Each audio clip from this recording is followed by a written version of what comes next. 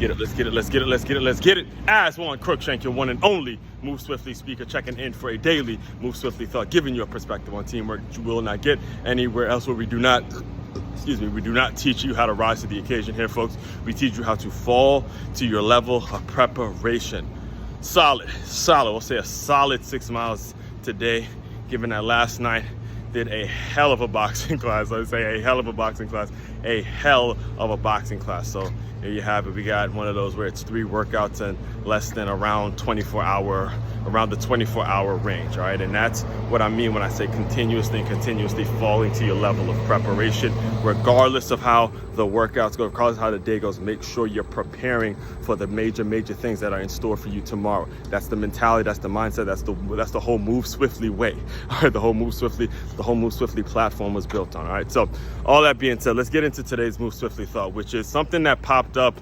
I don't know if it popped up on a feed or on a news. I can't even remember where I saw this, but I just absolutely loved it, and I wanted to talk about it to re-emphasize it. But former NBA MVP, so Derrick Rose, if you know that name, if you look him up, Derrick Rose, he was a major, again, former MVP of the National Basketball Association. He has been doing something in the chess world, all right? I can't give you the specifics. I didn't get a chance to really detail and read through the article, but there's been a lot of headlines about how Derrick Rose, and it might have been on the ESPN app, I can't even remember, but long story short is I just simply love the concept. I love the fact that Derrick Rose, again, if you go back, and for those of you who aren't into sports like that, I'll just kind of briefly explain how his career went. Derrick Rose, born and raised in Chicago, and was a star his freshman year for the Memphis Tigers. And if you could recall, he took his team all the way to the championship, and they lost that championship. And then he went to the league right after. He was the #1 pick to the Chicago Bulls. Again, hometown kid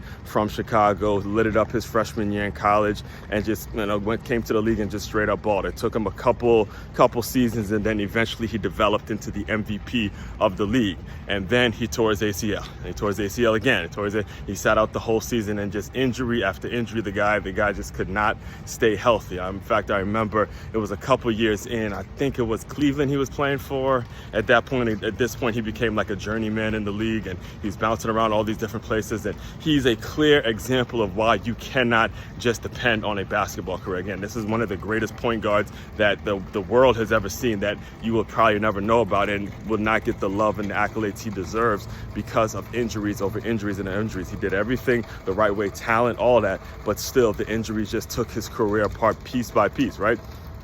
So there was a game where it was like a regular season game where he had a great game, and I remember he was emotional because he had proven how he could still play and what the injuries were, and you felt the whole NBA community really feel it, because again, we all know D Rose. D Rose was like that. D Rose was him, right? So anyway, the reason I'm bringing all this up is because the after career, the after basketball, what's next is he's clearly taking an interest in making sure young people learn the game of chess and understanding the importance of chess and all that. So as a point guard, specifically as a point guard, this is what you're doing. Let me teach you guys something real quick, because chess is something in which you got to use your mind. You got to really mentally develop if you're going to be great at chess, because you got to constantly stay 2 or 3 or 4 moves ahead of your opponent and figure out how you're going to do things. So teaching kids that mentality is absolutely crucial, right? So as a point guard, it's the same mentality. As a point guard, you're coming down, you're seeing guys cut, and you see what defense they're in. Are they in a zone? Are they in man-to-man? What are they going to be switching off? Is there a pick?